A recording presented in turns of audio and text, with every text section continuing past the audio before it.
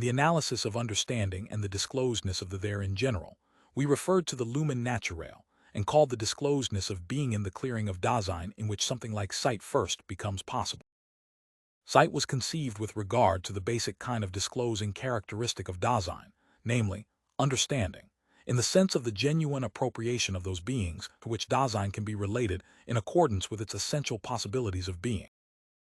The basic constitution of the being of sight shows itself in a peculiar tendency of being which belongs to everydayness, the tendency toward seeing. We designate it with the term curiosity, which is characteristically not limited to seeing and expresses the tendency toward a peculiar way of letting the world be encountered in perception. Our aim in interpreting this phenomenon is in principle existential and ontological. We do not restrict ourselves to an orientation toward cognition which even in the early stages of Greek philosophy, and not by accident, was conceived in terms of the desire to see.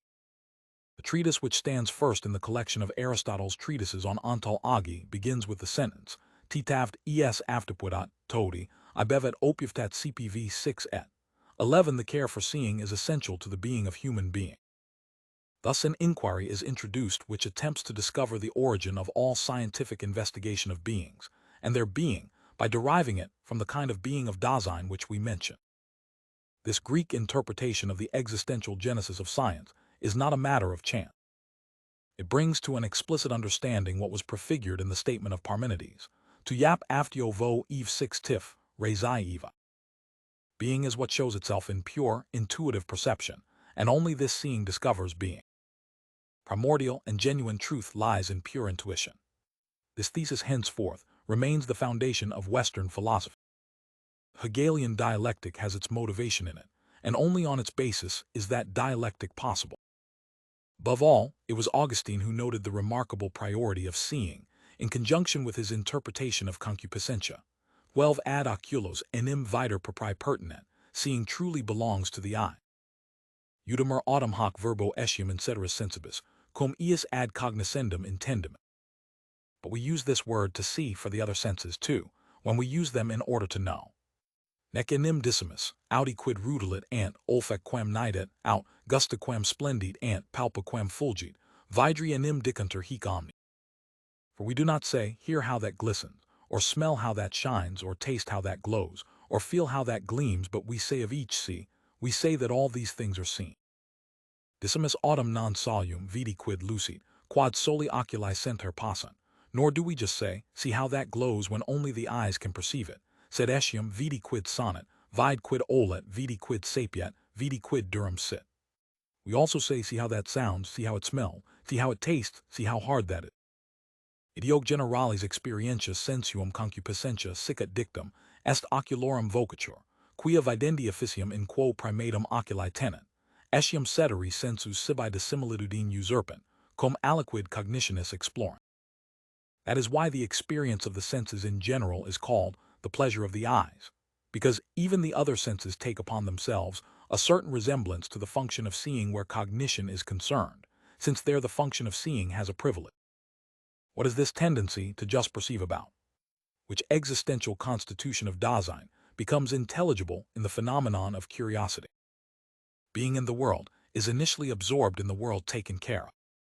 Taking care is guided by circumspection, which discovers things at hand and preserves them in their discoveredness. Circumspection gives to all our teaching and performing the route for moving forward, the means of doing something, the right opportunity, the proper moment. Taking care can come to rest in the sense of one's interrupting the performance and taking a rest or by finishing something. Taking care does not disappear in rest, but circumspection becomes free. It is no longer bound to the work world. When it rests, care turns into circumspection which has become free. The circumspect discovery of the work world has the character of being of de-distancing. Circumspection which has become free no longer has anything at hand which it has to bring near. Essentially de-distancing, it provides new possibilities of de-distancing for itself.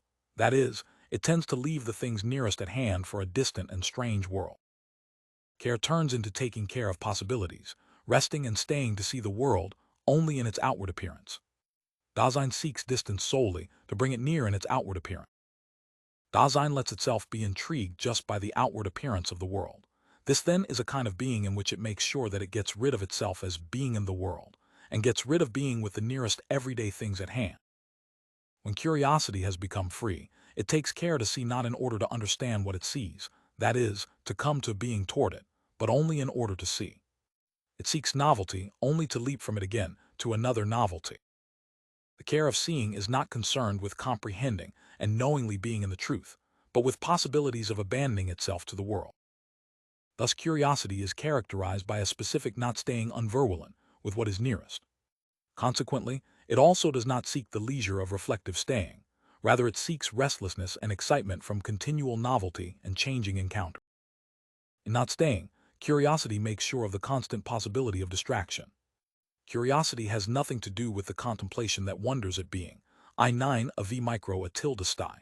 It has no interest in wondering to the point of not understanding. Rather, it makes sure of knowing, but just in order to have known. The two factors constitutive for curiosity, not staying in the surrounding world taken care of and distraction by new possibilities, are the basis of the third essential characteristic of this phenomenon, which we call never dwelling anywhere. Curiosity is everywhere and nowhere. This mode of being in the world reveals a new kind of being of everyday Dasein, one in which it constantly uproots itself. Idle talk also controls the ways in which one may be curious. It says what one is to have read and seen.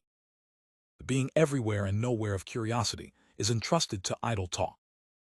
These two everyday modes of being of discourse and sight are not only objectively present side by side in their uprooting tendency, but one way of being drags the other with it. Curiosity, for which nothing is closed off, and idle talk, for which there is nothing that is not understood, provide themselves, that is, the Dasein existing in this way, with the guarantee of a supposedly genuine, lively life. But with this supposition, a third phenomenon shows itself as characterizing the disclosedness of everyday Dasein.